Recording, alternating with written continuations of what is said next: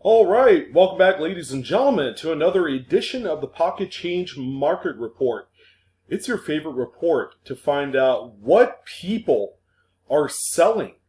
All right, some of those incredible finds from their pocket change, from coin roll hunting. We're going to go ahead and highlight the last 24 to 48 hours worth of market activity on eBay for you guys to kind of like gloss over, maybe, get your hunting trigger going, but it should be a lot of fun. Okay, as always, I use the raw images direct from the listings. All right, I didn't doctor them in any way except probably just cropping them and putting them together so that way we could get two images on one screen. But that's how we roll. Another thing I want to talk about, usually in the Pocket Change Market Report, we focus on raw coins. Okay, you find it in change, you diagnose exactly what you have, whether it's an error or a variety or a key date or whatever it may be, and then you turn around and sell it as is. Okay, so you don't even need to send it off to a grading company like PCGS or NGC. This is all right out of the box. Like, hey, give me X amount of dollars for it. Put it on for a 7-day auction, whatever your flavor is. Okay, these are all sales stemming from real change finds that are being turned over right away. Okay, so that's something to keep in mind. So yes, someone had mentioned, do you really believe in the coin shortage? Well, I'm not having any success getting bankrolls from, my local institutions, and that's about 12 of them that I personally do business with, that I have relationship-wise, relationship with as far as an account with.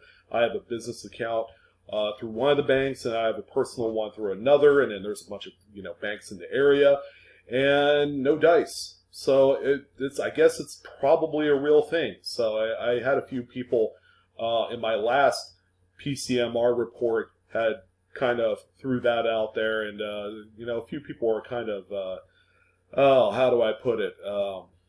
Yeah, they weren't pulling any punches. So I was like, well, I'm not getting any coins, are you? But the market is hot as ever.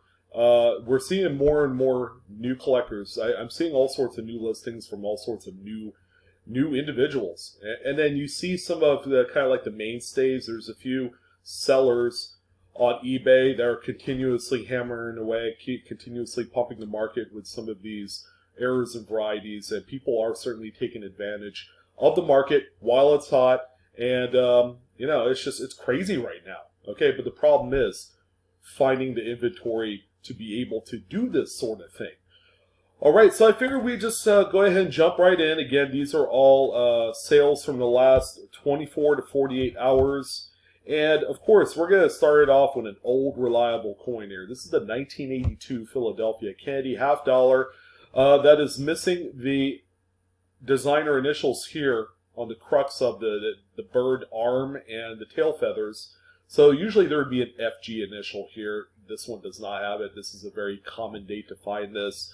It is a cherry picker's guide variety. It's a byproduct of an over-polished die. The U.S. Mint employees work on these. They maintain them, and then sometimes they'll go a little heavy-handed with the polishing, and a few devices either become weak or completely missing. Another thing to keep in mind is you have clogged dies. Maybe a certain aspect of the coin is missing because the dies are gunked up with a bunch of grease and debris. And, we actually have another coin on the list that exemplifies that particular anomaly really well.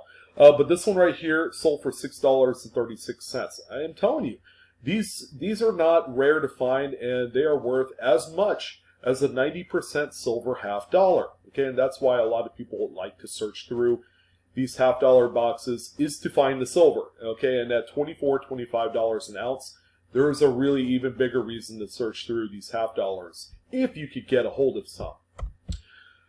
All right, so here's another oldie but goodie. It's a 1956D Lincoln Wheat Cent. Of course, there are a few guide arrows that were added in by the seller. The most notable one is the one pointing right at the mint mark. There you go. This is the Cherry Picker's Guide. RPM D over D, so you got the underlying D west of the primary mint mark on this one, and it's about naked eye visible. All right, but I would say if you have a good quality magnifier, 8 to 10 times power is suitable. You'll be able to pinpoint all these RPMs with relative ease. So if you guys need a nice quality magnifier on the cheap, I actually have some for sale in the Amazon links below in the description box of this video. So go ahead and click show more. There's a whole list of popular coin collecting products and supplies. Go ahead and look around, all right? But a magnifier is going to be key in order to be successful at finding some of these errors and varieties. So this one right here, the oldie but goodie 56D over D, sold for $16.75. If you're looking for a reliable coin that you could sell for 15-20 bucks, this is it. Now, if you find one that is in much better shape, that's a $20-$30 coin all day long. So we have a 2014 P Roosevelt Dime. This one at first glance looks off-center, but what we have here is actually a partial collar or a tilted collar. Okay, so it looks off-center, and you can see that right here, but you kind of have like this double rim thing happening. All right, and that's how you kind of know that you do have an example of a partial tilted collar, and if you look at the edge, it has what we call in the hobby railroad rim. All right, so there's going to be a partial rim, and what happened here is the collar isn't quite 100% seated up because the collar holds the coin while it's being struck. But if the collar is tilted or it's completely submerged level with the anvil die, then you are going to get results like this. Now the collar has the reeded edges on it. Okay, and that's how you get the actual lines, the grip lines on the edge of the coin it's on the collar. So the strike, the pressurization of the strike is all important to make sure that this comes together. But we are talking about machinery. There's a lot of wear and tear that goes on. Things like this happen, but again, keep an eye out for it. This coin, by the way, sold for $15.75. Not bad for a relatively new dime. And again, you just never know when you come across these. All right, so we have an out-of-focus 1982 Lincoln Memorial cent. This one is the large date, and I believe it is the bronze. All right, if it was the copper-coated zinc, we would see the exposure of some of the areas of zinc because the copper plating is very thin on these. So when you have an off-center strike, that shows up real well. This one right here is off-center by about 30%, and it sold for $16.70. So here's a cool one. It's a 1974 $1 Federal Reserve note. Yeah, it doesn't take a genius to find out that something's going on here because you got the serial numbers and the district seals and all that all upside down. Okay, they call this an inverted first print, or it could be an inverted third print. It really depends on how the sheet's fed. But obviously the sheet was rotated, and yeah, that's how you come up with this cool looking anomaly. Now this is a 74, it's an older note, and we do come across a lot more errors during that time, but take a look at the just overall condition of the note. You got these folds, you got a horizontal fold, so it has definitely seen some sort of action in just being spent out there in commerce. The back of the note, by the way, looks completely normal. You got the requisite kind of like wear patterns and fold lines on this note. So I mean, it's not a true gem, but it's a neat error nonetheless. This one brought home $203, but I believe someone accepted it best offer or down from that. But still, a phenomenal sale for an otherwise just great example, of an inverted print error. All right, so we got an image of $25 in pennies. Okay, so with all the hubbub of a quote-unquote possible coin shortage, there is heightened demand for full sealed boxes of any coin that you could grab a hold of, if you're lucky. So this image here was all you needed to know. One seller has been having some pretty good success selling full bank boxes of pennies. $25 face here, $50 face there. As a matter of fact, he sold a $75 face value lot, which is 3 boxes. The Brinks box that you see here for $187. So that's a pretty nice, $100-ish profit. I mean, if the opportunity arises, why not take advantage of it? Because if there's no coin to find, then, obviously there is going to be some demand. People do want to buy these to simply search through it or to help fund their business. Oh, by the way, he also sold a $50 lot for $143. Okay, so it's a $93 profit on that one. So the next one that we have here is a really neat 1982 D large date. Again, this is another bronze composition. It looks like someone did a little scratchola here to kind of test to see what's going on, to see if it's real. And people do that for error coins. If something like blatant like this one is, which by the way is called an indent, and how this happens is you have 2 coins overlapping each other, and one was subsequently struck, and it leaves the impression of that blank there. So there is somewhere out there a matching coin that bonds together with this one. I don't know if we'll ever find it, because those things usually get lost or gets pulled and rejected. But it'd be cool to have the matching set, the matching pair. Those are always worth a ton more money. But this one right here, again, a really cool oddity, sold for $37.99. All right, so this one here, there's a lot of stuff missing on the obverse of the coin. This is indeed a copper-coated zinc penny, so it's post-1982. You can just see all of the zinc rot and the what I call pimple plating on the reverse.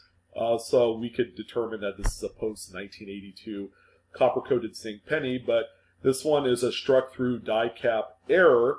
And this one, I'm happy to say, sold for $36.70. Pretty nice amount of money for a coin that is not particularly rare. And if you need to get a hold of an example of a strike-through die cap, you could do a lot worse. That's for sure.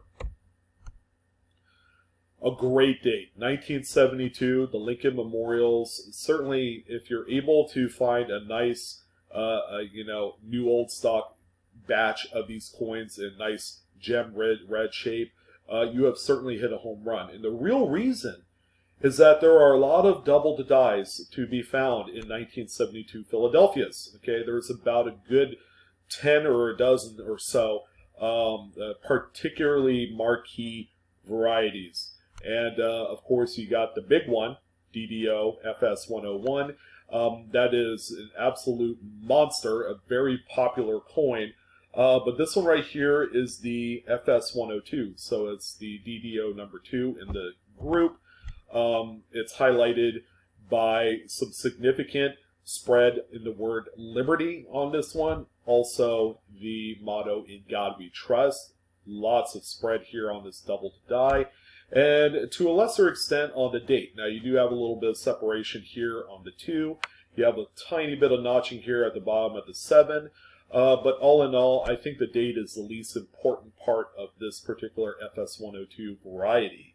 This one right here, because of its really nice condition, sold for $128.25.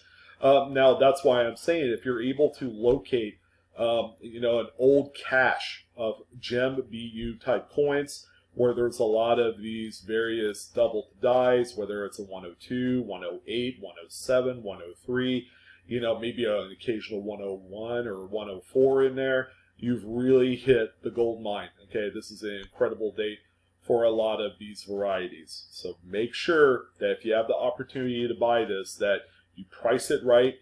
You really do want 72 mint state coins. All right, Colorado State Quarter. Okay, one that has been talked about quite a lot on my PCMR reports.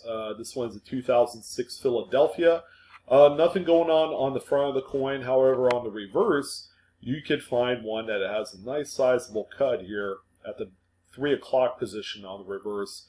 Again, a piece of the die had fallen off, and then this is what the strike would look like with that die piece completely missing. You have a blob on your coin, but that's okay because this is a really sought after variety. Now, the Colorado, Philadelphia cuts are pretty common in the market. So generally, you can't really find these for over $10, which is good news if you wanted a nice example of this coin. But this one right here, a best offer was accepted down from $12.99, probably $10. This is a really nice higher grade example, okay, which you don't see that often these days. Now here's just a good old favorite error coin in the community. Off-center coins are, they've always been the rage, and there are also a few dates that are just much more tougher to find with an off-center strike than some of the others. Now this one is a 1978, just a really nice coin. It's a high-grade mint state. You can see all the luster on the obverse of this coin.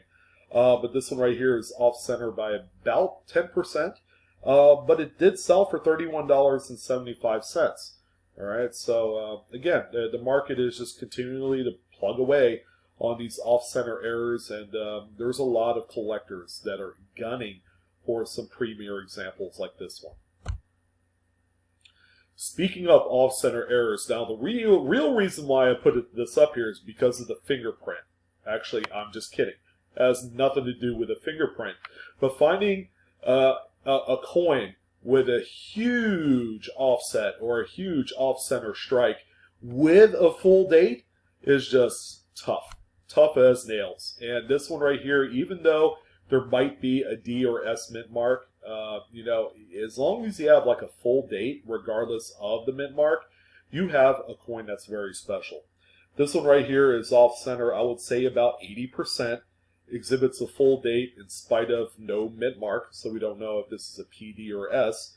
Sold for $35.25. Pretty nice example. Always a favorite when you could see a partial face of Lincoln here and all of the date. I mean, these coins are incredible. All right, so this next one right here is going to make a fellow live Q&A member kind of jealous. Jeff Stanley Coins and Octane actually purchased one of these 1897 varieties here recently, but this one came up for sale, and I think it sold for like a bargain. All right, so what are we looking at on this one? So this is the Snow 1 variety. That's the catalog number attributed by Rick Snow. This is the 1 in neck. All right, so for those of you that aren't familiar with these older much older coins, the dates were punched individually. So each number was punched individually into the working die.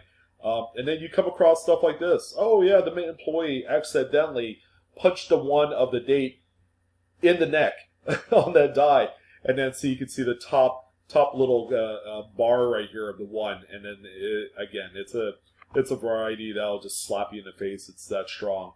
But this one actually is a SEGS graded coin. So I don't talk about graded coins that often. But this is one of the kind of like third-party graders that I'm not completely high on for a number of reasons. They're just not established in the coin community as being a top-tier grading company. But this one right here with the 1 in neck sold for $65. I believe it was graded by SEGS as an AU58, somewhere around there. So this coin probably in a PCGS holder would be a $200 coin. I think it's just a miscue. The pictures are okay. You got some glare on here just based off of the lighting direction. Kind of probably had lukewarmed a lot of the buyers that want this coin. This was scooped up as a buy it now, by the way. Who could go wrong with a 1995 double-to-die obverse Lincoln Memorial cent? Okay, now this is an extremely common variety. A lot of these are out there in high grades, still raw, not graded, and that's okay. Because even coins that are mint state 67, kind of like a really nice high grade, can still be had for under $100. So finding one like this that's raw that you just want to enjoy and add to your collection is really easy. Now, again, this is a coin that still exists in quite a bit of quantity out there. The U.S. Mint cranked out tens of thousands of these DDOs. It's an FS101, but anyways, this one sold for $31.60. A nice kind of like discount bargain for this coin in all of its mint red glory. It's a beautiful coin. All right, so here's a little bit of irony. So we got a $20 Federal Reserve note. It's the newer designed colorized portrait 2004 series Federal Reserve note.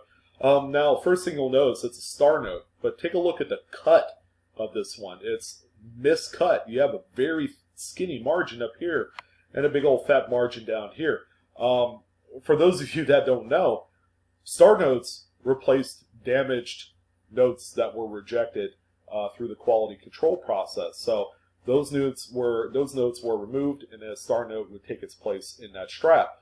But to find a star note with an error itself, again, is a bit of an irony. Okay, so the back of the note exhibits the same kind of like miscut. You got the fatter bottom on it.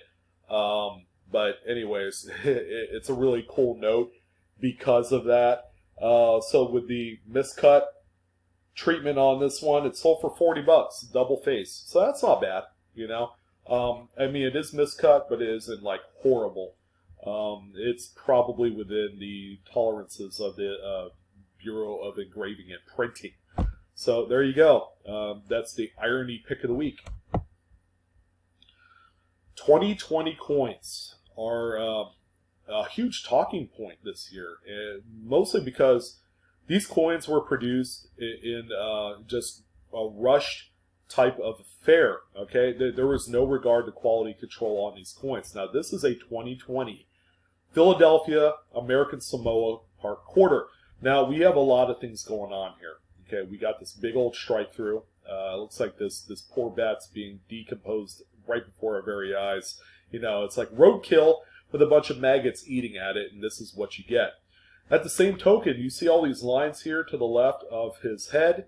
This is actually feeder finger damage. All right, so they're all parallel to each other, and they usually occur toward the middle of the coin. Okay, that's feeder finger damage that occurs on the actual die. So as these coins are being placed into the striking chamber, again, machinery, they exhibit a lot of wear and tear. So the feeder finger will inadvertently dig down a little bit deeper and actually tap the working die, and then that's going to translate into these raised lines on the actual coin. So with all this stuff going on, keeping in mind, this is a new coin. This was released about 4 months ago.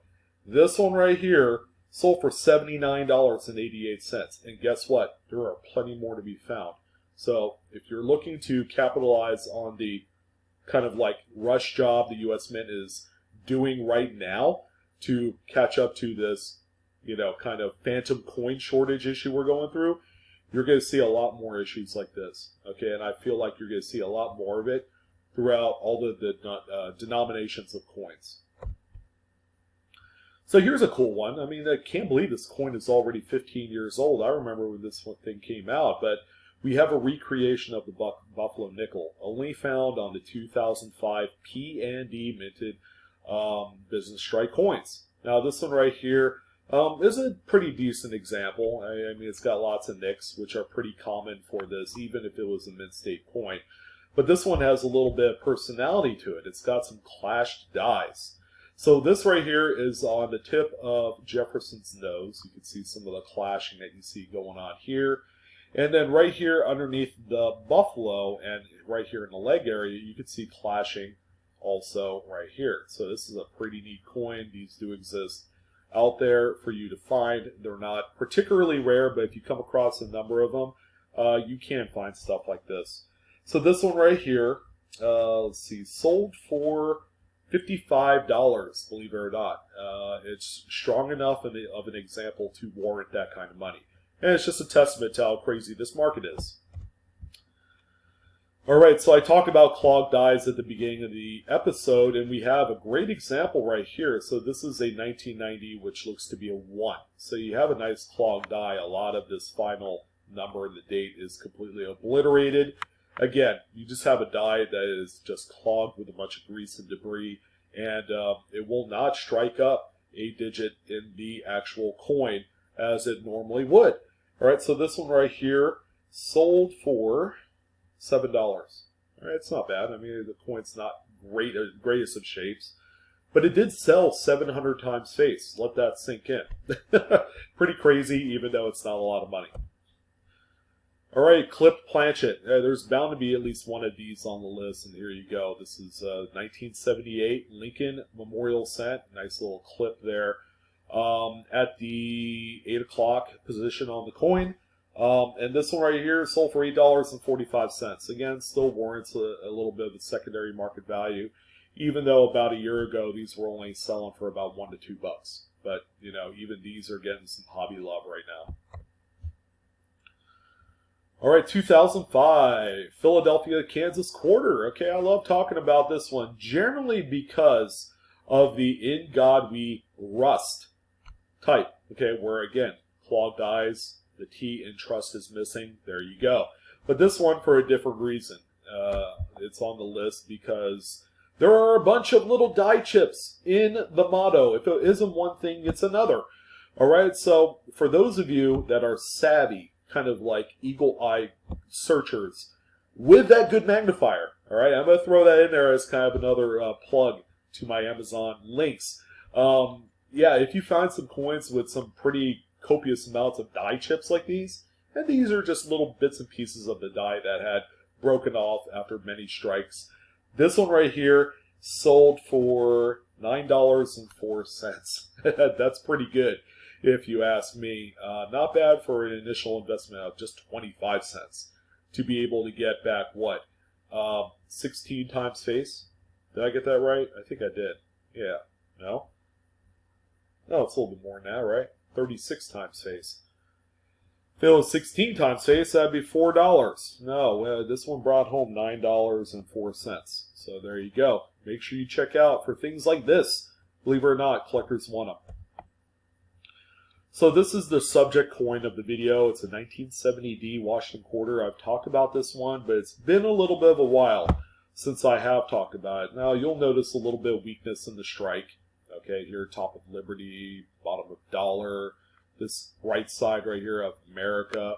All right, so there's a pretty good reason why this one is lightly struck. It's because it has been struck on a dime thickness planchet. Okay, in spite of the fact that it is exactly the same size as a quarter, they used the dime strips for this one, and you know, apparently they can be found in like 1970 and 1971 quarters. So if you're sitting there stacking quarters and you notice one is a lot thinner than the others, then this is exactly what you have. Now this one right here also weighs 4.2 grams, so it's much lighter than the standard quarter, and it's sold for $34. Okay, and that seems to be kind of like the baseline trend for these coins, 30 to 50 bucks. I guess it really depends on the date, how nice it looks. I mean, this is a pretty good example. But definitely, do not sleep on these. It's just another coin to add to your repertoire as you search through your inventory. Now, this one is not a looker. Okay, it's nothing much to write home to mother about. It's a 51D. But there is one thing that's making this one extra special, and it's a really nice repunched mid-mark. So it's a D over D over D. It's the WDD. It's the WRPM number 1. Sorry, I screwed that up. But yes, this is a DDD. So you got the first initial D that is west of the primary, and then you have the second D that's east of the primary. So that D was hand punched into that working die 3 times. Took 3 times before they got it right. They've been knocking down a few of the good old Pabst Blue Ribbons before they went to work that day. But you know, thank you. I love finding stuff like this. This one right here sold for $17. Okay, so thank you, Mr. Mint Employee Man. $17 richer. We will certainly take that. 1982, another large date. I think this is the third 82 on the list, and this one right here is a bronze planchet. Of course, it has a cut right here, so another chunk of the die had fallen off.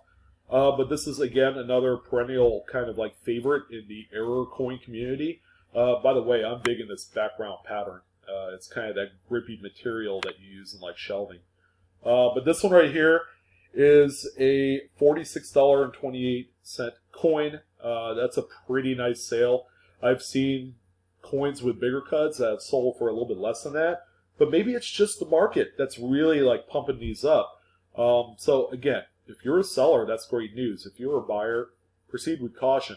You probably don't want to get stuck with some of these coins when they, that one day where the coin inventory kind of restores itself through the banking system.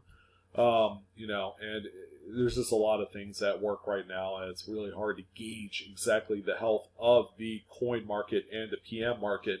Everything is just taking off so fast right now. It's like, man, we're going to be in a bubble like we were back in 2009 and 10 before things began to recede.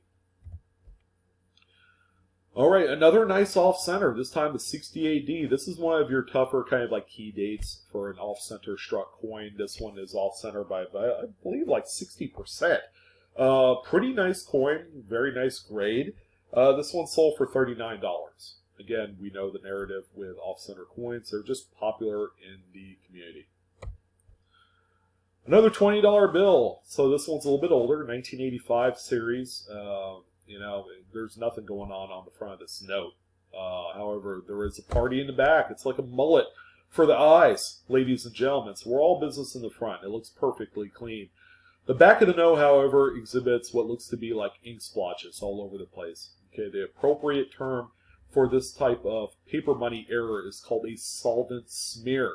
And it is exactly that. It's a smearing of the solvent that has kind of ran all of the inking, this green ink, just all over the place. It looks like an ink smear, and that's kind of what it is.